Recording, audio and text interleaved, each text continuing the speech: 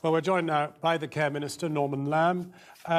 Norman Lamb, can we just take up Liz Kendall's point, the shadow Care Minister, who's saying, look, if you think that care has been capped, it simply hasn't, because basically it is all very much more expensive than most of these figures model.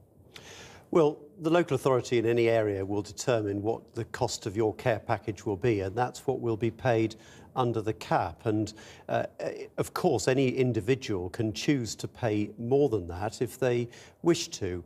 But well, I think there may not be an option, actually, to get care but, as cheap as you're hoping it's going to be provided for. But the local authority has to identify what it would cost to provide care in that particular area.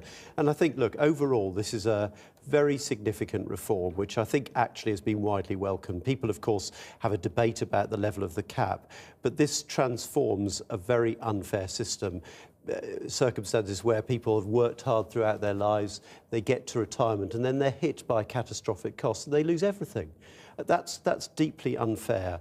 And this package of proposals, very cleverly designed by Andrew Dilnot, focuses most of the help on people of modest means. As your package explained, if you've got assets up to 123,000 now, you will get help from the state, and that will make a massive difference to a lot of people. I mean, in the end, given the austerity that young people are suffering, the fact that the elderly in the last 2 years of their lives, or 2.3 years of their lives, lose everything, as you've put it, surely in the end, that's life. I think most people would say that we should protect people against the catastrophic loss.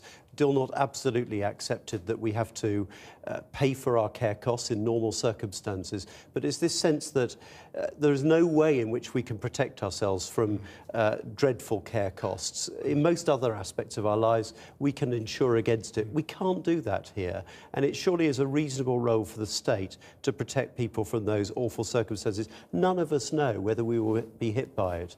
And, you know, as a Liberal Democrat minister in this coalition, I think this creates a fairer society, and that's something I'm very proud of. Does it? You had choices, surely, which would have created an even fairer one. Now, here's my bus pass. I'm a full earning character. I don't need it. I mean, I don't use it because I ride a bicycle anyway, but I'm very impressed, and so do I. Indeed, but I have got that privilege and many other. Isn't the time now for the rich to lose their universal benefits? Well, look, of course, in future parliaments, this coalition made a commitment about the benefits that are available to older people. Of course, parties can come forward with manifesto proposals for the future, but I think this creates a real sense of certainty, and that's what Dilnot was after. And it also means that... Yeah, but I'm pushing you on what your alternatives were to inheritance tax, for example. Well, look, let me just What is your resistance to dealing with the rich? Inheritance tax deals precisely with that. It means that those with the largest estates will pay a proportion of this cost, and surely that is actually what we're after. This is a progressive set of proposals, both in terms of where the money's coming from with that move on inheritance tax, but also where the money is directed. It's helping particularly those people on modest means who at the moment get no help at all. If you've got assets over 23,000, you're on your own. But let me just press you on the political point. You wagged the inheritance tax dog. That was your measure. I mean, the Tories didn't want it, you got it. Well, look, whenever you come up with a set of proposals which cost money, you have to be able to demonstrate where the money's coming from. We put that forward. It seemed to us to be reasonable because those with the broadest shoulders are bearing the heaviest burden, and it was accepted as part of the negotiation. That seems to me to be a reasonable thing to do. Norman Lamb, thank you very much indeed.